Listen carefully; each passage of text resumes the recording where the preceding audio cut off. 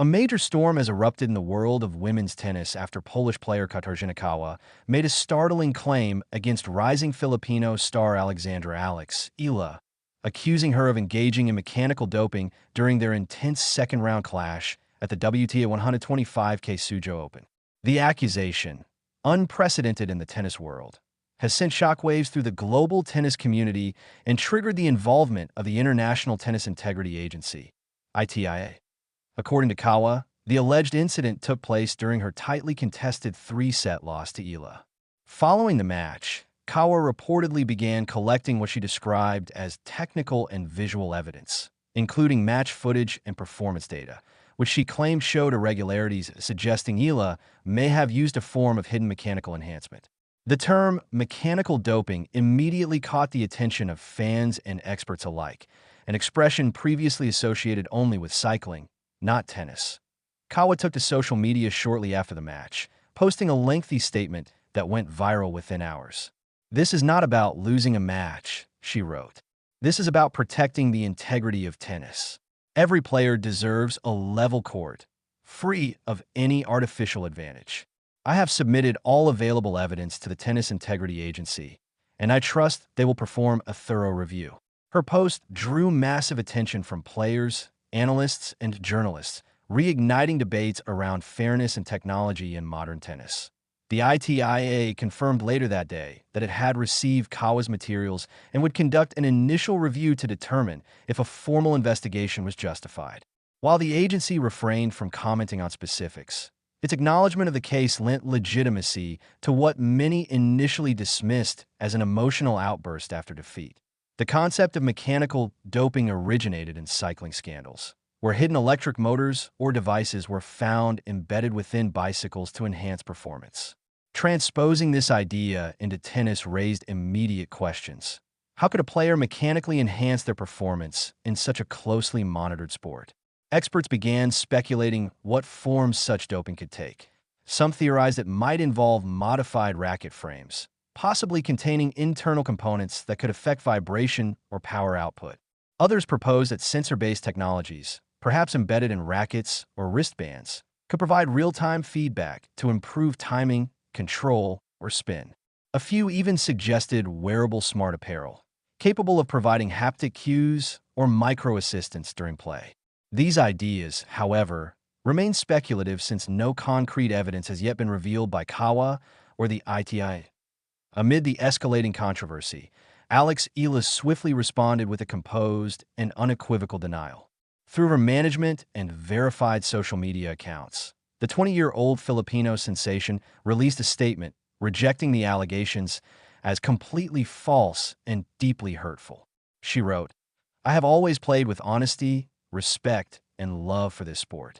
The suggestion that I used any kind of illegal device or technology is completely baseless.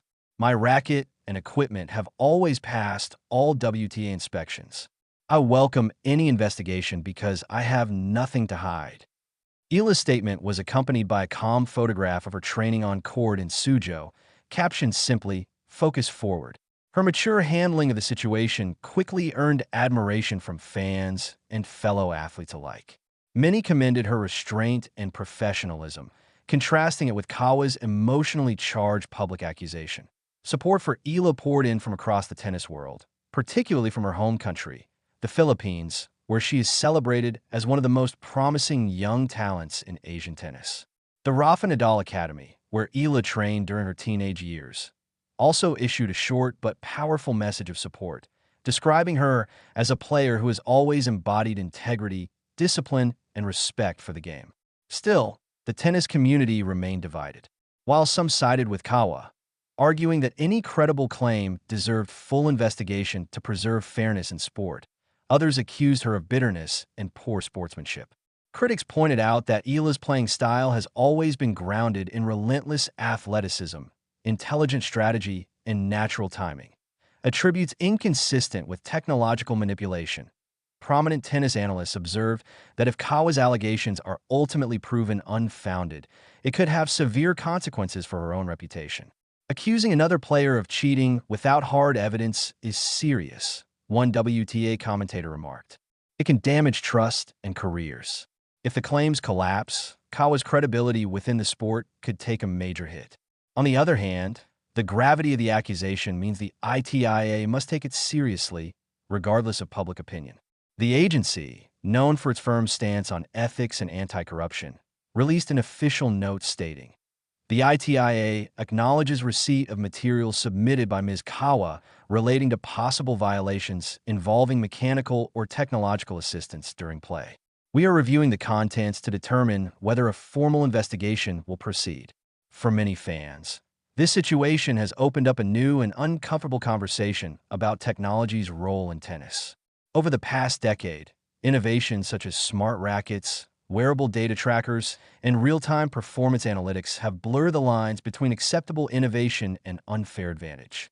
Tennis, unlike cycling or athletics, has not faced major technology-related scandals, making this case a potential landmark moment. Meanwhile, social media remains ablaze.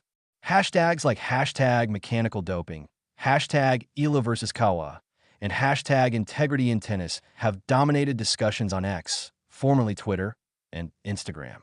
Some posts mock the accusation, sharing memes of tennis rackets with hidden engines, while others demand transparency for both athletes and the ITA. Kawa herself has maintained a serious tone in follow-up comments, reiterating her belief that no athlete, regardless of rank or popularity, should be above scrutiny.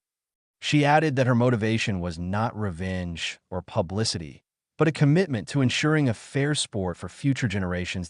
In contrast, Eala has refused to be drawn in a further argument, instead focusing on training and upcoming tournaments. Her composed demeanor has strengthened public sympathy, with many viewing her as a victim of an overblown controversy. Filipino sports outlets have described her as a model of grace under fire, while others note how the scandal has paradoxically boosted her global visibility. As of now, the ITIA has not released any timeline for its review. Tennis experts believe that unless compelling evidence is uncovered, such as physical modifications to equipment or verified technological interference, this case is likely to fizzle out as another internet-fueled controversy. Yet, the implications run deeper. If proven, it could mark the first known instance of mechanical doping in professional tennis, prompting stricter inspections and possibly new technology regulations. If disproven, it may serve as a cautionary tale about how swiftly a player's reputation can be threatened by unverified claims in the digital era. For now, the tennis world watches closely. On one side stands Katarzyna Kawa, a veteran seeking justice for what she believes compromised fair play. On the other stands Alexandra Eala, a young athlete fighting to preserve her integrity and career.